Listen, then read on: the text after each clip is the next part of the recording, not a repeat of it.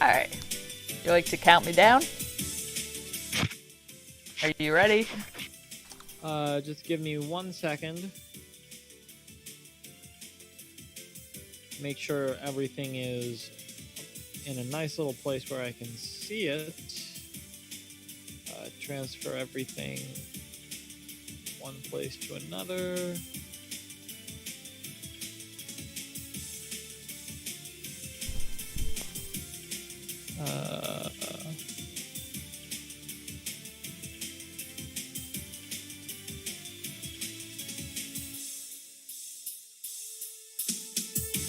Here we go. Ready in 3, 2, 1, go. Hello and welcome to Super Lumi Live. This is a 2D platformer where the main basic mechanic is a double jump. You can jump again once you're in the air or after you've left the ground in any fashion.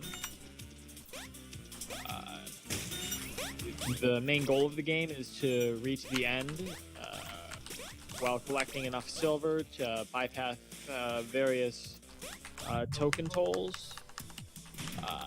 There is a silver one at the end of each world, and there are gold ones in the middle of each world. Each of these levels introduces something new, which is why we're showing off all of them. 1, 2, for instance, is the first level with these kind of semi-solid platforms that you can go through the bottom of and stand on the top.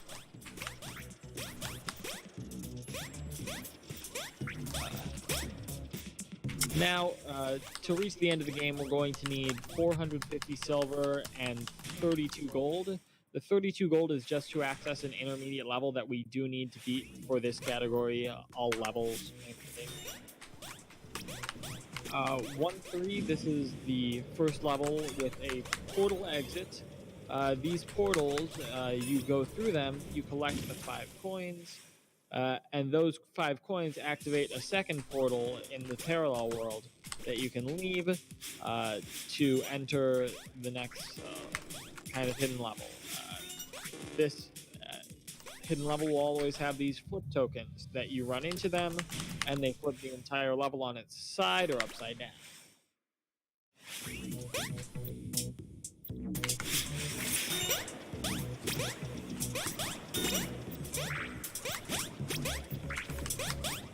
Hello.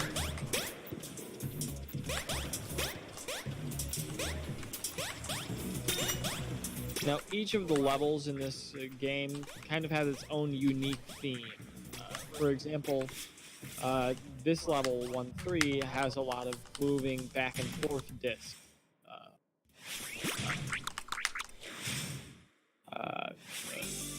And this next upcoming level, 1-4, has a lot of discs spinning around on tracks.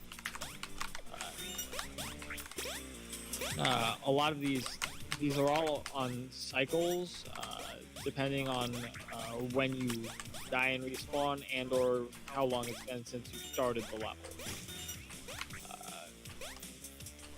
So a really important thing is knowing, can I make this cycle? Am I fast enough for this cycle? Am I too slow for this other cycle? If I go for this cycle, will I survive? Etc. And that's a fairly common theme in this game. Now, 1-5 has a theme of these platforms that are safe on the top, but you can't touch the bottom of. So it's also a very open level, so you can fall very easily and lose a lot of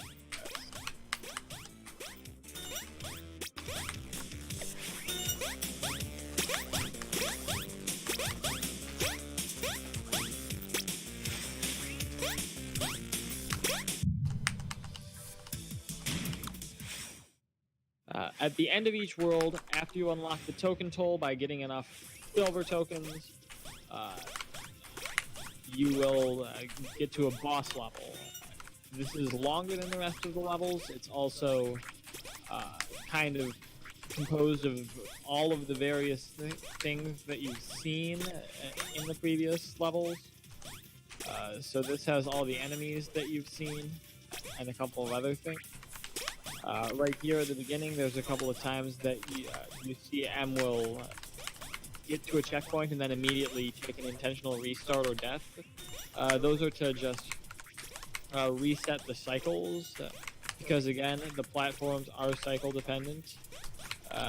And if you reset it to the beginning of the cycle in those specific places, it will move you forward in the level.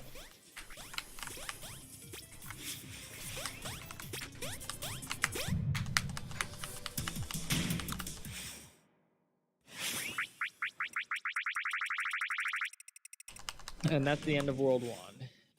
Now, World 2, the first level, 2-1, introduces these green arrows. The green arrows will give you a kind of a boost in whatever direction the arrow is facing. So all of these arrows are going to be facing up that we're hitting.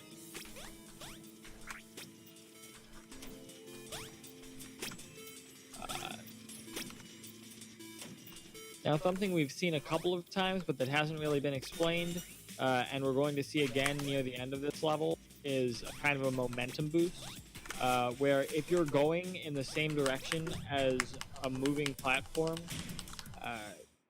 and you just jump off of it, you'll get an insane boost of speed, and that can save a lot of time and a lot of effort. 2-3 has another portal exit. Each of these portal exits kind of reflects the level that it's from, and the subsequent level also reflects it.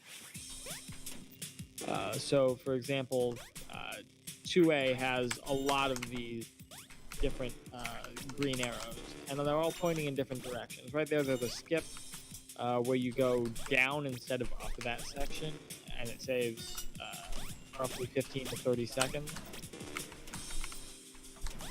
But now these arrows are facing in various different directions other than up and down.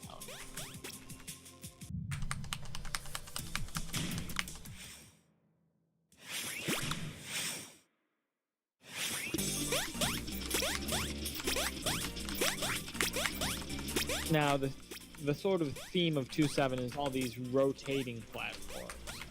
They're all on like wheels, and there's also the discs on wheels, and those will just cycle around. Again, it's cycle based on when you die or when you spawn into the level.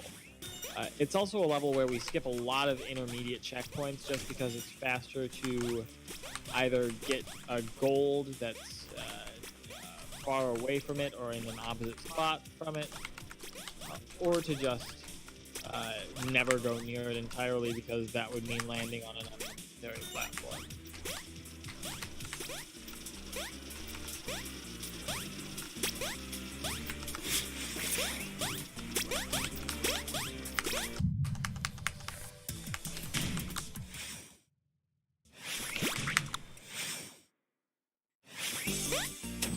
Uh, 2-4, or well, 4-2-3, sorry. Oh my.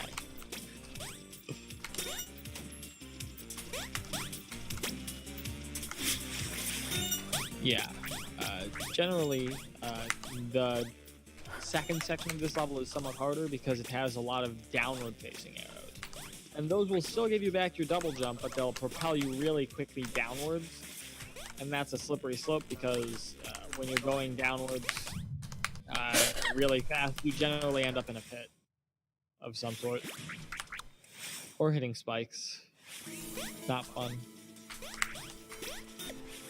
Now, 2-4 is a level that has a lot of kind of auto-scroll sections that we can entirely skip by either just jumping to the next platform or taking that one death restart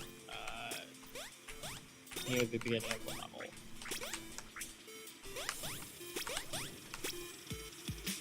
However, this last one, we do not know a way to skip, and don't believe one exists.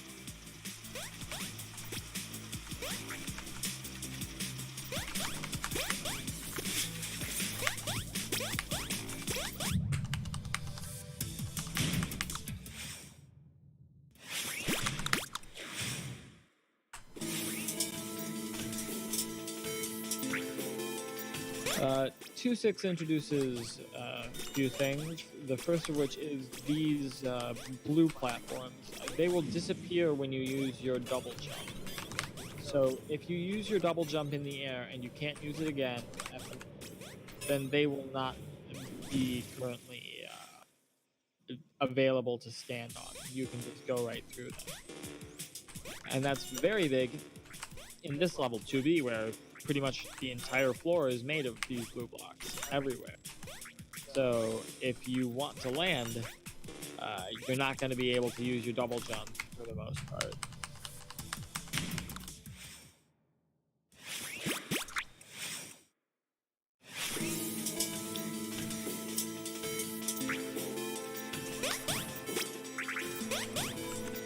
So because of the fact that this really forces us to use or not use our double jump in specific places, changes up some of the strats that we can do. Now, the second half of this level introduces these yellow platforms that appear when you use your double jump. And they'll disappear if you're standing on something that is not them.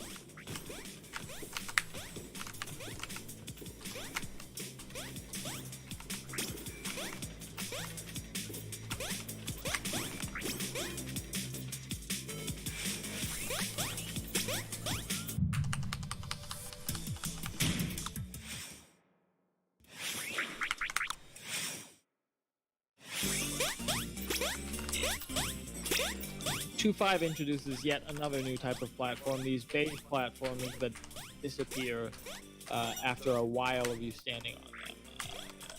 There is a circle on the center that says basically how much time is left until it disappears, and then once it's disappeared, how much time is left until it leaves.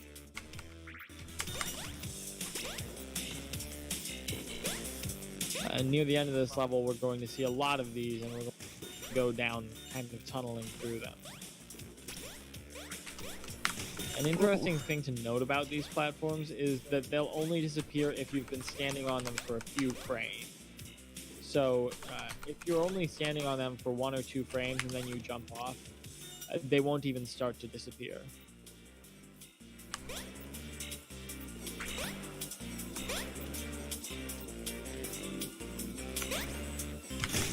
Ah! Oh my. It's alright. Yeah. Thankfully, there are checkpoints just about everywhere in this game, so dying is usually very quick to get back to where you were.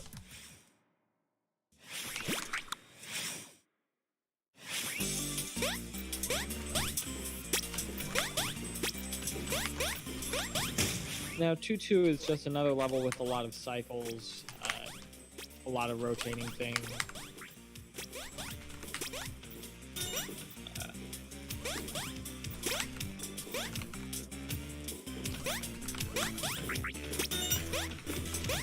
I suppose it's a good level to read donations in.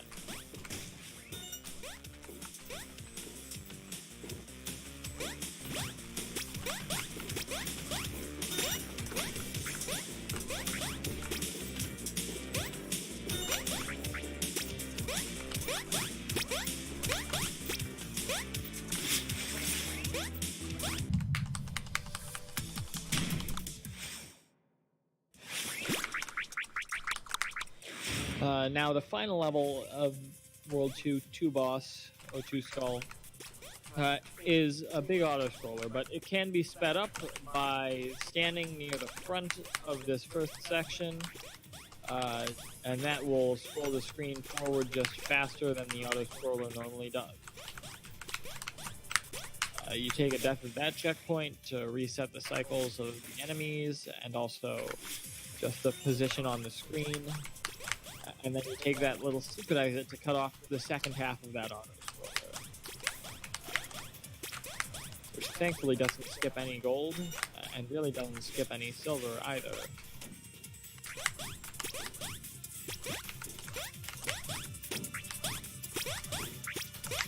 Now, the last half of this level is another auto-scroller, this time vertical. Again, you can speed it up by getting to the top of the screen this time.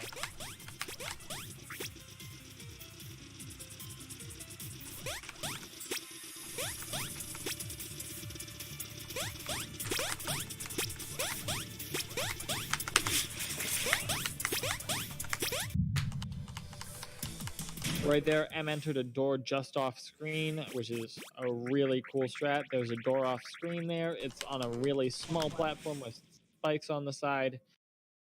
And it's fairly dangerous to attempt to land on it blind. So that was really cool. Now 3-1 is another level with a lot of auto-scrollers.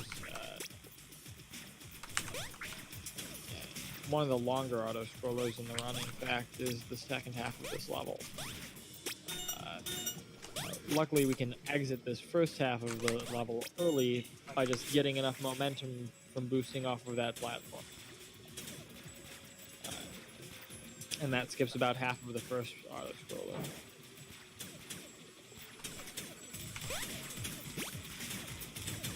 The second auto-scroller is really quite tedious because it's really slow and you have to dodge these green cannons which are introduced in this level. They're just really bad. They always focus in on you. When they hit you is dependent on when you enter, which is really awkward for when they're not in the same room you start in. Anyways, now we have 3-2. This has a lot of cycles in it that are generally somewhat awkward or slow, difficult to make, and or just when you make them, it's really a lot slower than you'd hope. 3-3 is another level with a lot of these rotating discs. And really, for this secret exit to go quickly, you want to go in the opposite direction that they're rotating, which is dangerous and scary, to say the least.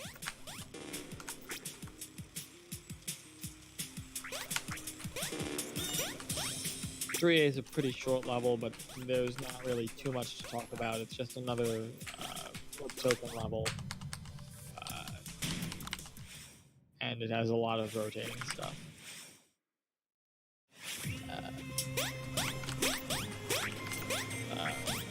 The second half of 3-3, though, is quite interesting. It introduces yet another new thing. And that new thing is going to be the Toxies. Toxies are these purple things that will chase you when you get near them. There's one in particular in this level that likes to be a real meanie. You really want to take it wide around that guy.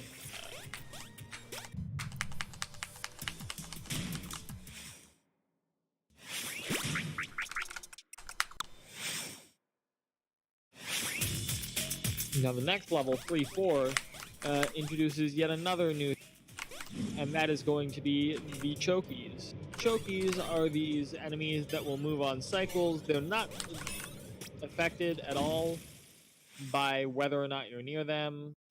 The only thing they're affected by is when you spawned into the level and or respawned after a death.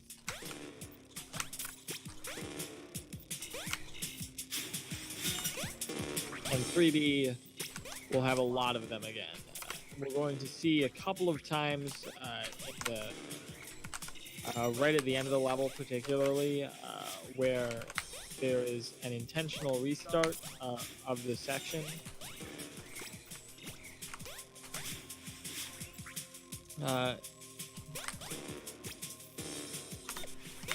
In order to just reset the cycle to something that is consistent and fairly fast.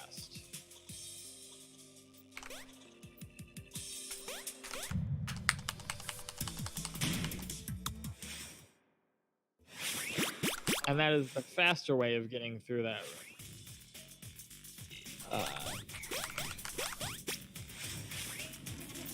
The rest of 3-4 is very similar to what we've seen. There's just a lot more Chokies and a couple of more checkpoint respawns because of their horrible, horrible cycles when you enter a room.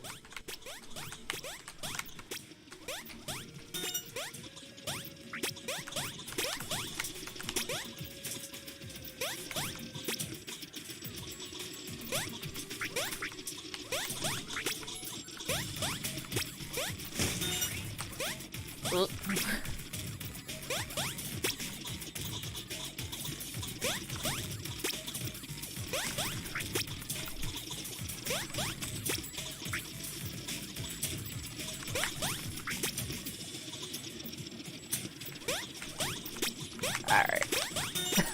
The cycles there after a death are almost always bad.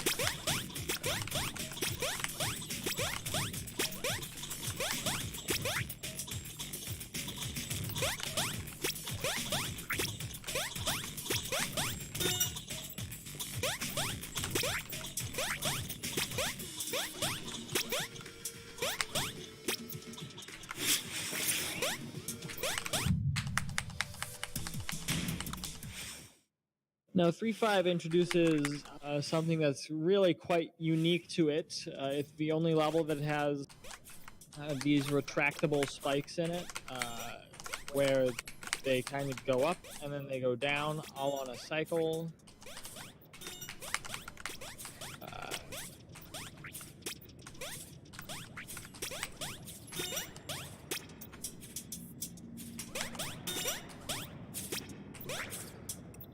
Thankfully, the cycle is consistent.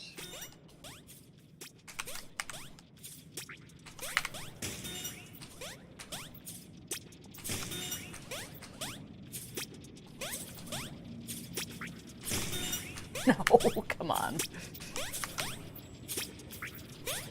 Alright, take it at safe. There we go.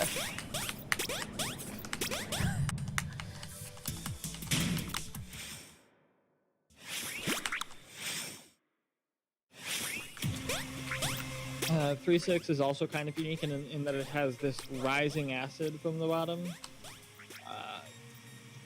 It will basically prevent you from backtracking too far in the level. So this first section, it just really prevents you from going back to the beginning, and then it just keeps rising to prevent you from going back. This last section, though, it will rise at a steady rate in a kind of a pushing you in an auto-scrollery sort of way.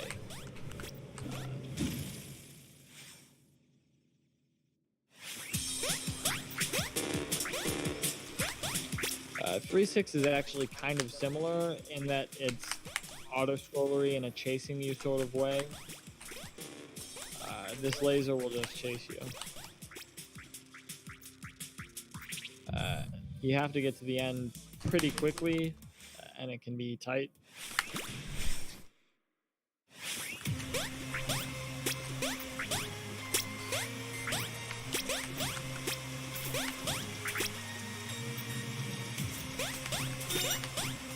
The rest of 3.6, the second time we go through it, because we have to go through it and beat the actual level, because we can't just beat the secret level, we do have to beat all levels.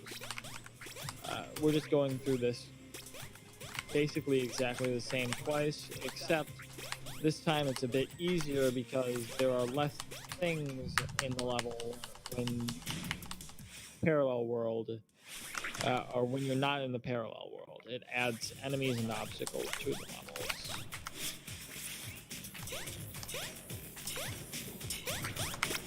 Three 7 introduces these yellow exclamation point platforms. They'll light up when you land on them, and when you jump off them, they'll disappear.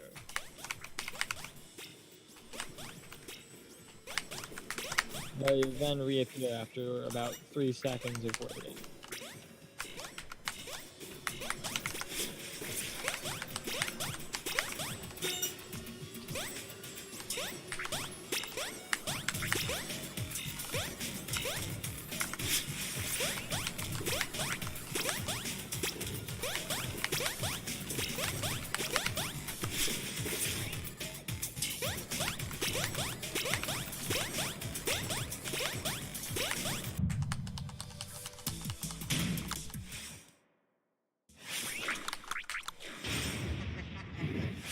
Now, the last level 3 boss is also very unique in that it is entirely in the dark for the most part.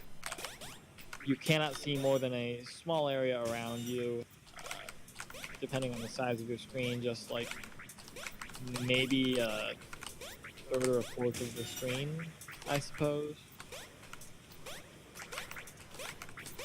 And that makes it very difficult to predict where the enemies and obstacles are. Oh my. That's a first. I didn't know you could go to that side of that. I didn't either.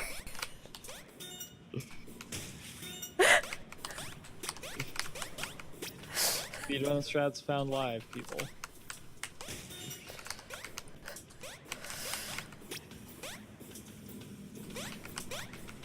Anyway, that right there was the hardest section of the level. So from here on, it's mostly just some more difficult platforming, and then just this kind of auto-scrollery section at the end. Technically an auto-scroller, there's something chasing you that you might see for like a couple of frames near the beginning of the level, or that section rather, but for the most part, we just go too fast to care about it.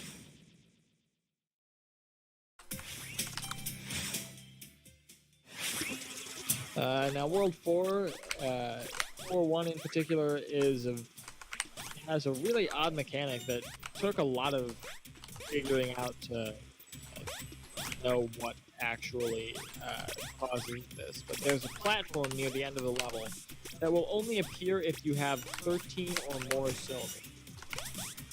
And it's faster to take that platform than to not take that platform. And that was something that a lot of us IL runners in general didn't know for a while. And we were curious at why we would or wouldn't get it in certain runs.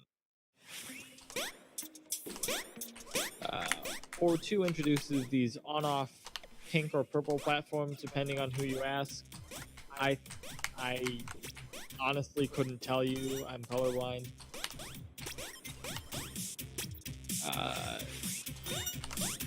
But they will switch between on and off when you use your jump or your double jump. So if a platform is on and you use just one jump, it's going to turn off. If it's on and you use both your jump and your double jump, then it's going to turn off and back on again.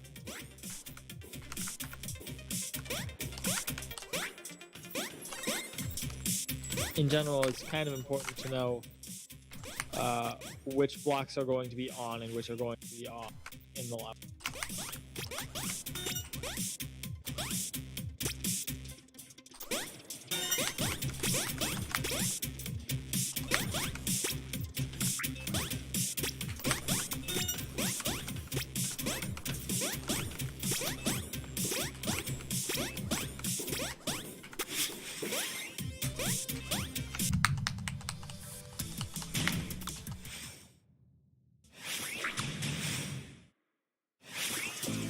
Now, 4.3 is a level that introduces keys.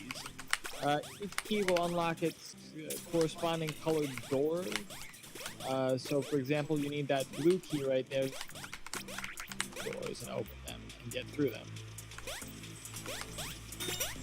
Additionally, in this level, there is a yellow key and a red key that we will, of course, need to unlock the corresponding color door. The red key is all the way over on this side, past both of the other keys, whereas the red door is all the way at the beginning of the level, hence the name Return of the Key.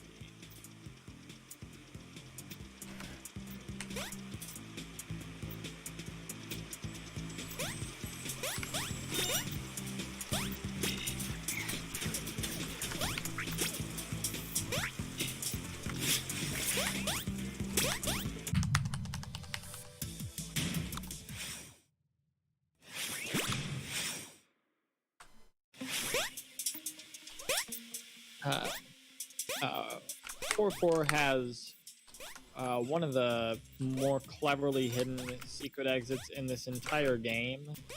if not the most cleverly hidden. And it's a place where a lot of people get stuck because it's so cleverly hidden, but yet it is completely required to beat the game. The level at the end of the secret exit is actually the required and intended path to get through this world.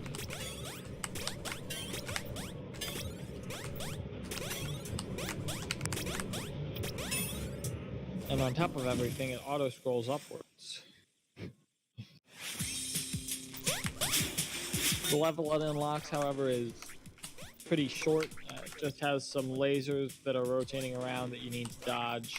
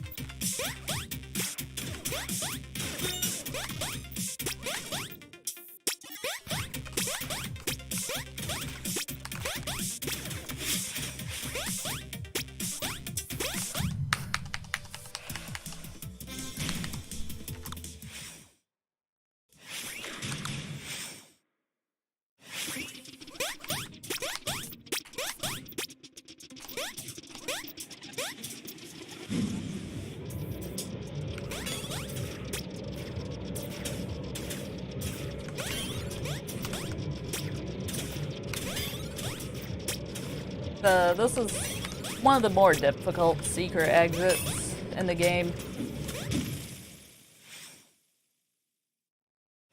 And right here we have red arrows that go extremely fast and very aggressive green cannons.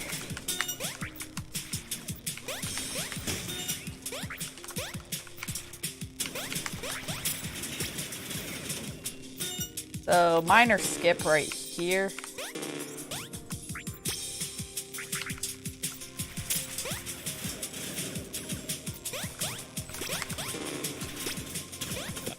Get through that in that orientation. Very nice. Oh, there you are. Oh, well, did I cut out for a while? Yeah, you did. Oh my, that's not good. Basically when I started talking, you cut out. I didn't ever hear you start talking, so that's rather unfortunate.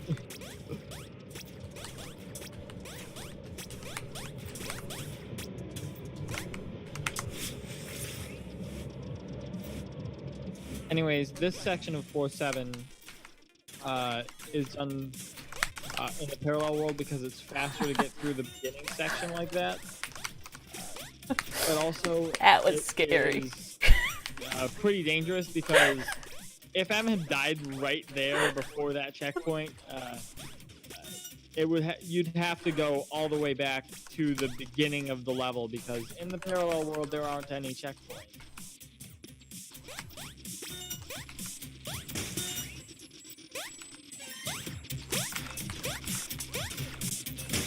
Right here, this last kind of section is kind of odd to go through on the death cycle.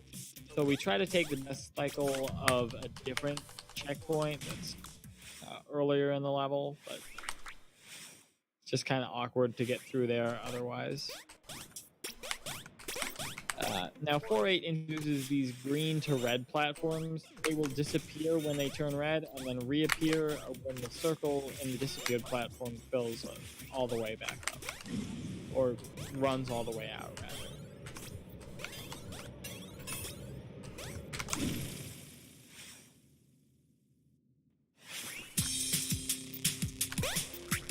40 is a nice level. Probably done by now. Almost. Now it's done. 9 seconds.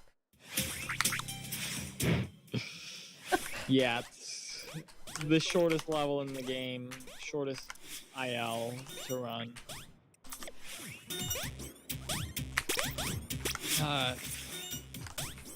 Now, while we're in this level particularly, I just want to give a shout out to some of the other runners in the community because there's a lot of stuff in this exact level that just wouldn't have been found without them. So huge shout outs to IL runners, Game Guy SD and PSD for just coming up with a ton of different strats in this level and others, helping everything go faster. There's a lot of skips in here that we wouldn't be doing without their help. Basically, every time M isn't landing on a platform, that's thanks to them in part.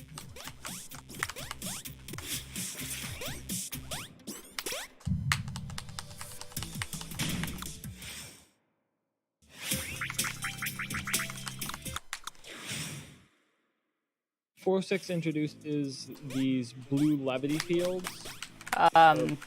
You skipped a level. I have no notes for 4-5. Okay. Mention. I don't think I ever got notes for 4-5, but sorry. Okay, 4-5 has these yellow blocks that will give you infinite jumps. You can jump as many times as you want without using up your double jump in them. And this is one of the hardest portal exits of the run.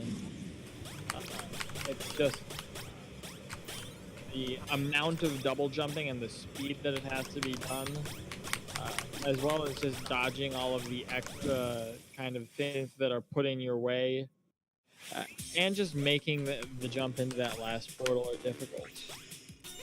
Especially considering that the level after it is not nearly as difficult. It's done in usually about 12 to 15 seconds.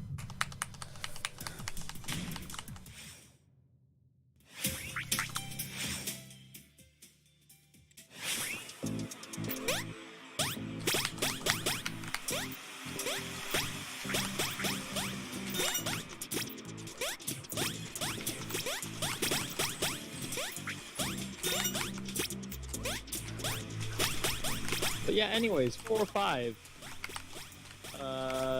Nice level. These yellow blocks, just again,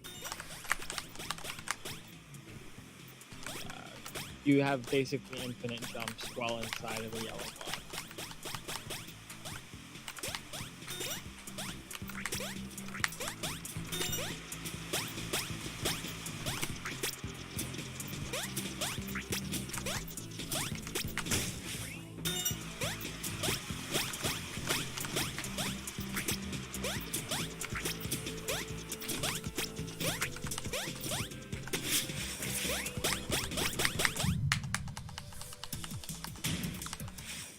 Alright, now you can talk about 4-6.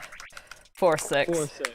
Now we get to 4-6. Okay, 4-6 has these blue fields or levity fields that basically reduce the gravity while you're in it. So basically, M is able to jump about twice as high because gravity is about 50% what it normally is. This is one of the harder secret exits as well, or portal exits, because just of the orange on orange quality of the negative character versus the negative levity fields.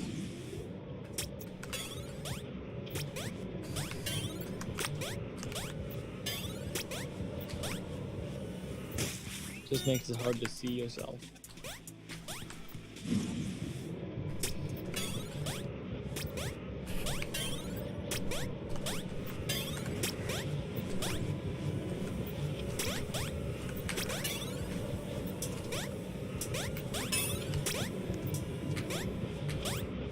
Now I made it through.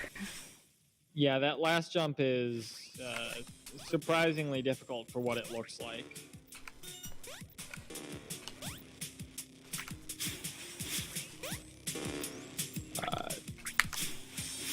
This level 4B, final sequence is the real tricky part right here.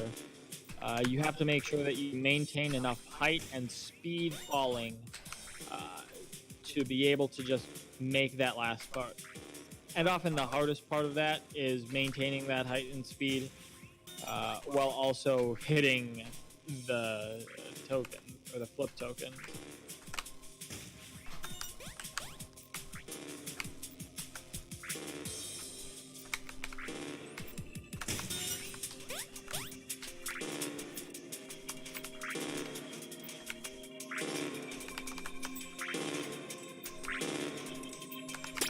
There we go.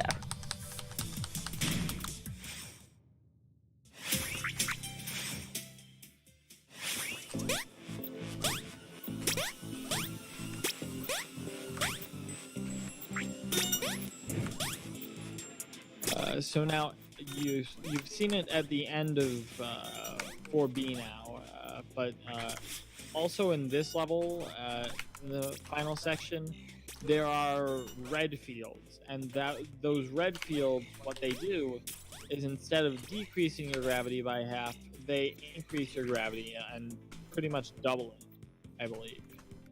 And that will make it harder to jump. It will make you fall faster.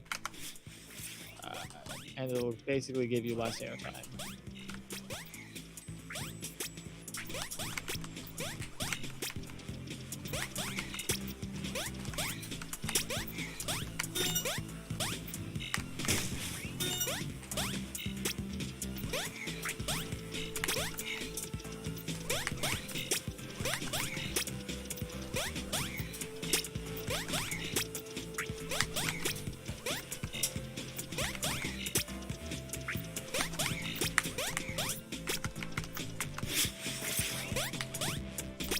That jump right at the end is one of the hardest in the game.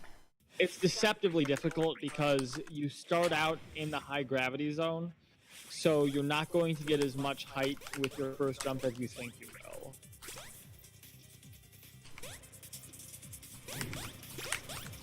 will. Now, 4 boss, or 4 skull, is the longest level in the game. It's kind of like a bit of a final exam of final exams, as it were, because it introduces really every single thing that's been seen so far, with very few exceptions in the game.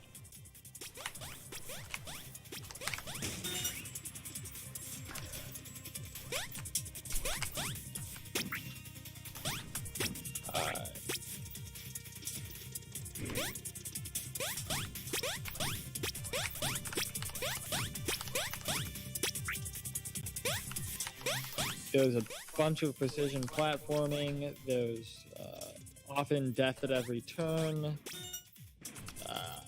And pretty much the only safe spots to stand are on checkpoints and in elevators. I don't need that gold, but it's faster than going through that section normally. Yes. It also introduces this weird green cannon whose shots ricochet off walls. This is the only time we see it in the entire run.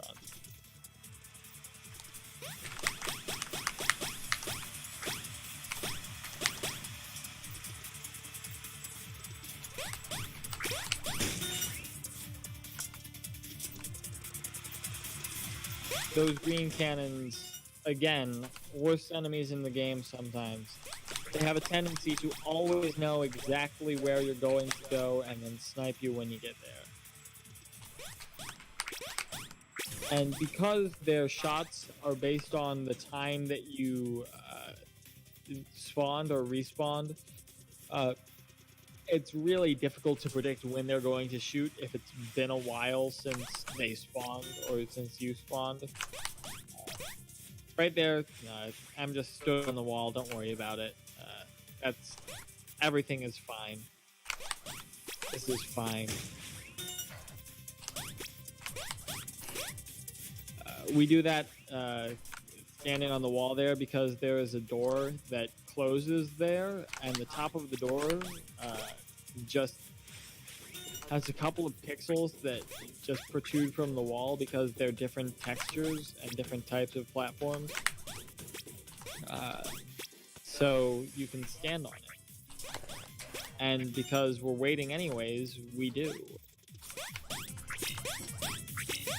These last two rooms are really some of the hardest in the game, and definitely in the level. It's really precise. Everywhere is death. Everything is spikes. If you wait too long, you'll die. If you don't wait long enough, you'll die. Getting it first try is really nice.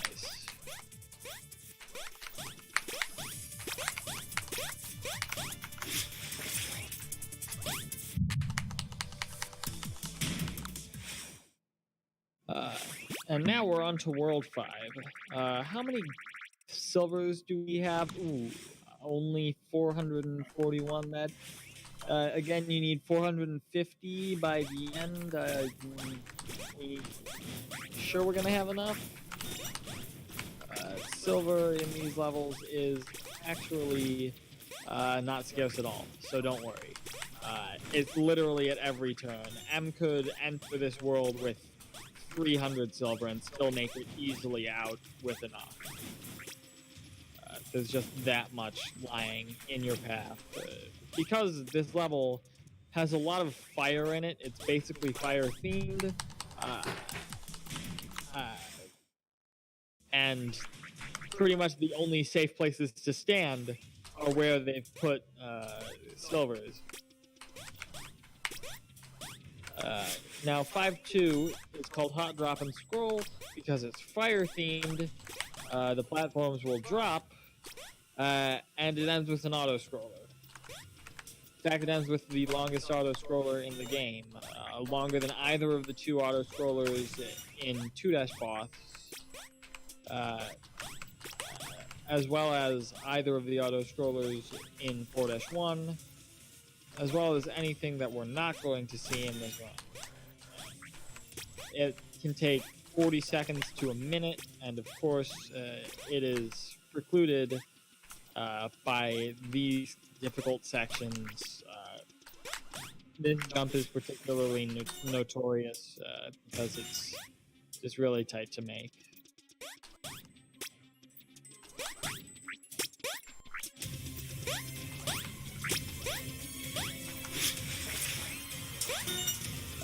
Now here we go. This is the final auto-scrolling section. As you can see, that platform goes down. We're going to try to line these up correctly by standing there, and then the platform will rise up and we'll just kind of go under it and skip the entire auto-scroller. And that's what we call the hot drop, because hot drop and scroll. We skip the scroll part. And that saves, again, 40 seconds to a minute, the length of the auto-scroller.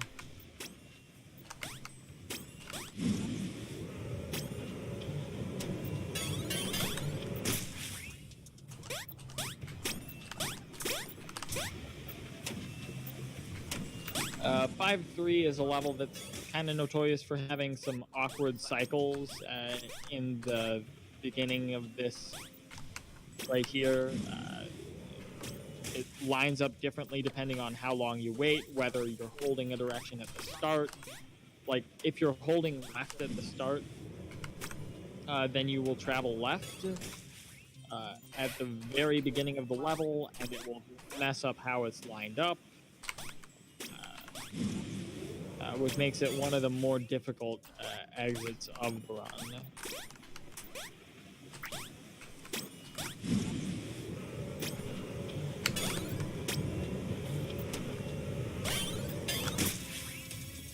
And it doesn't exactly help that there are about 500 different movement options that can get you from point A to point B. Oh, come on.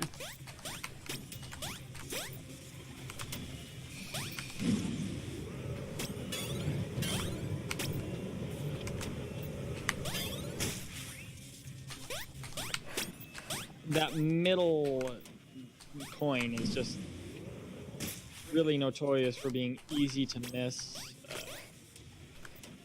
and hard to back up and get.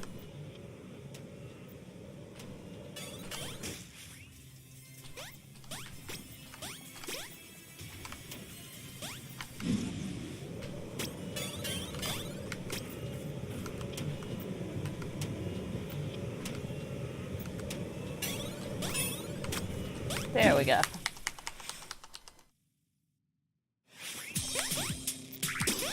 Now 5A marks return of these blue and yellow platforms.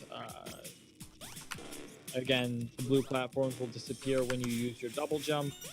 The yellow platforms will appear when you use your double jump.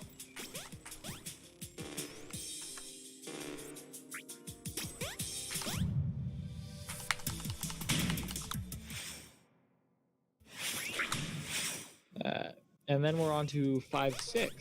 5-6 has a theme based entirely around hidden blocks. These are of the same type that you'll see very briefly in World 2-3, where they were used to conceal a gold near the end of the level. 5B is another one of those levels that has a lot of really innocuous skips that total up for quite a bit of time saved.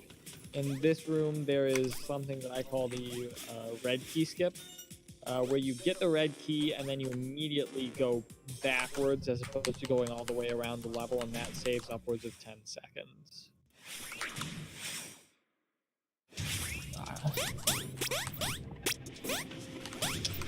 And now we're back into 5-6.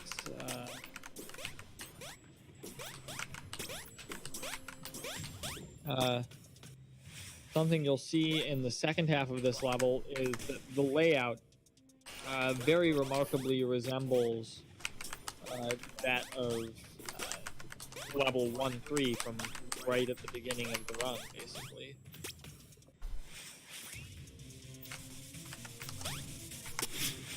Especially this first drop section, the platforms are laid out in a similar way. All of the platforms in this section are laid out in the same general spots as platforms in 1-3. The main difference being there's a lot more enemies, it's a lot smaller space, and of course there's some invisible stuff.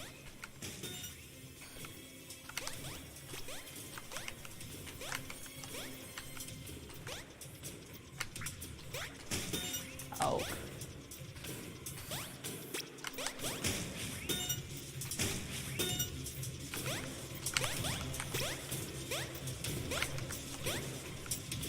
A lot more death and fire. Yeah.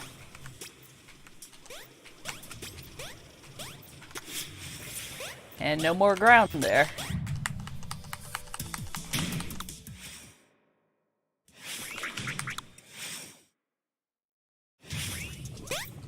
So now we're back to 5-3. Thankfully, the rest of the level is not nearly as hard as the beginning part. Just have to be careful that you don't accidentally do a double jump while you mean to land on one of the blue blocks.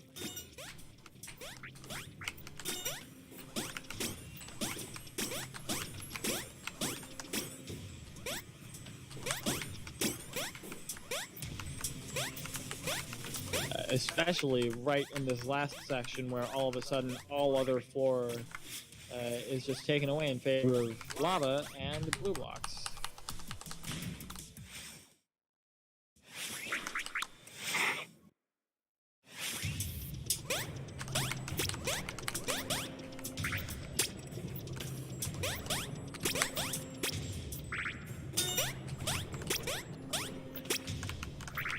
Five 4 is really another not too interesting level. It's got 6 sections.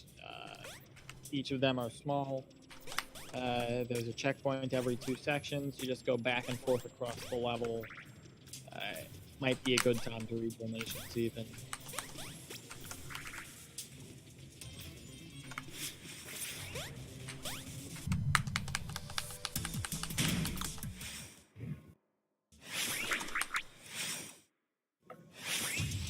And then 5-5 is the level with the most difficult platforming in the run, I would say. All of it is very tight, very precise jumps. You have basically no room for error. Hitting anything but the solid ground will kill you.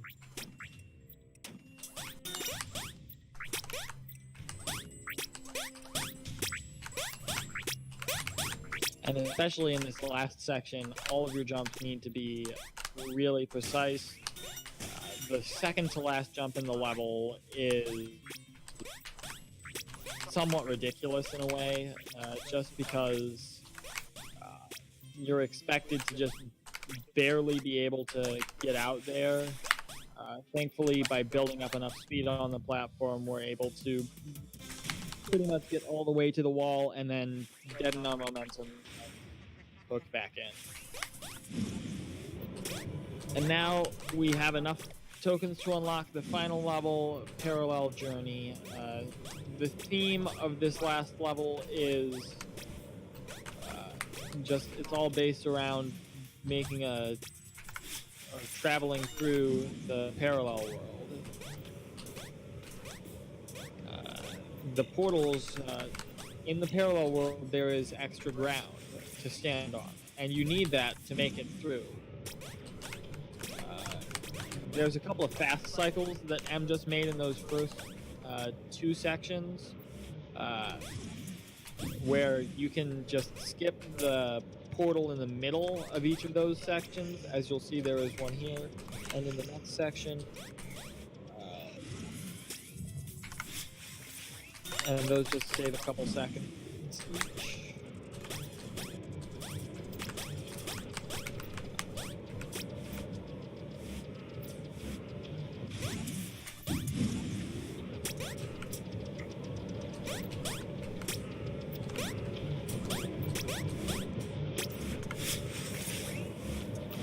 And now we're in the last difficult section of the level. This one is the longest one. You have 20 seconds to complete it, as opposed to the 10 to 15 you have for every other section. And there is nothing in the middle. There is nothing to do but make it fast. There is a super fast cycle if you can make it into this last room. Went for it. Just barely didn't make it. Barely didn't have enough time there, but if you have enough time, you can collect all 5 coins and go into the final level just quickly enough. So this right here is the final boss showdown.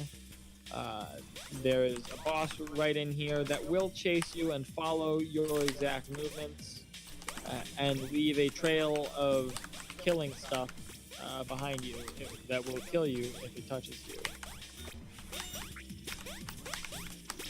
Right there, that fast strat to get to the green key was found by a game guy. SC, again, shout out to him.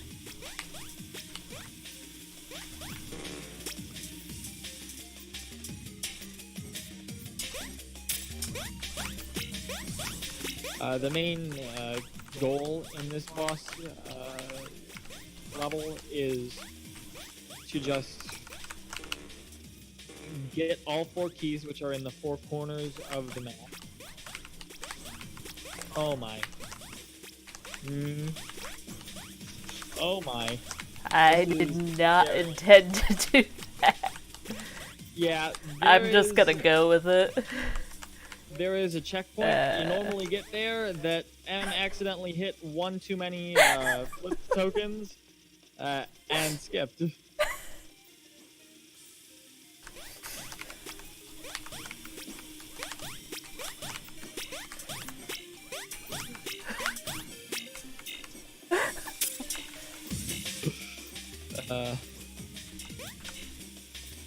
So normally this would be a lot safer at the end, to say the very least. But now that we've got all 4 of the keys, it's time to get to the very end. Just open the gate and time comes up as soon as that white flash covers the screen. Way to clutch it out, M. GG's.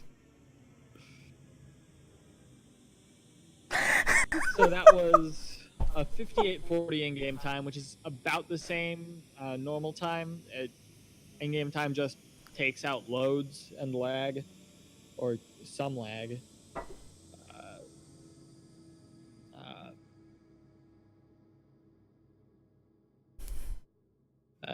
and there generally isn't too much loading times. So that's still probably sub-hour real time. I don't know. I didn't start a timer.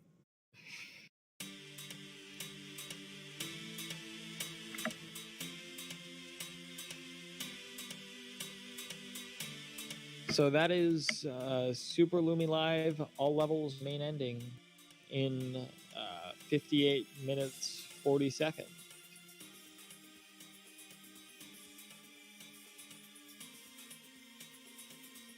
Yeah. As of right now, the world record for that category is 56:42. So this is a pretty good time. Yeah.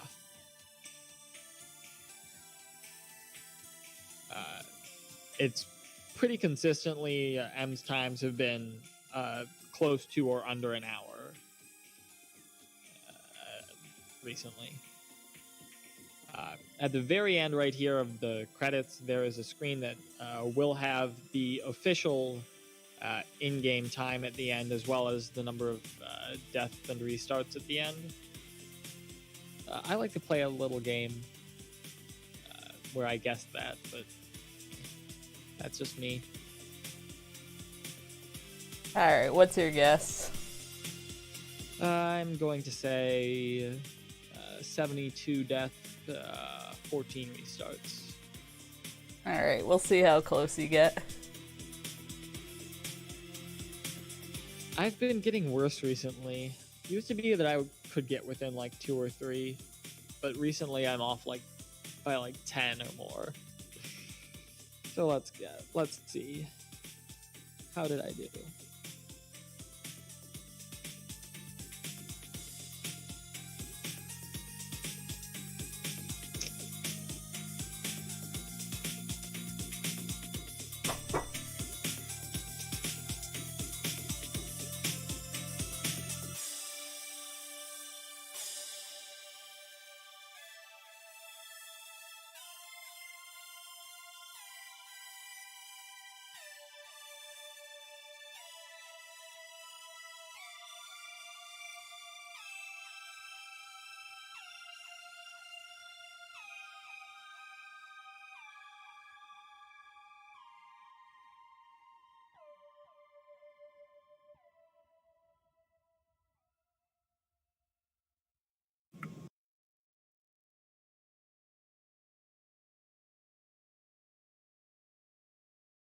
So let's see. Guess was 72-14. The actual numbers are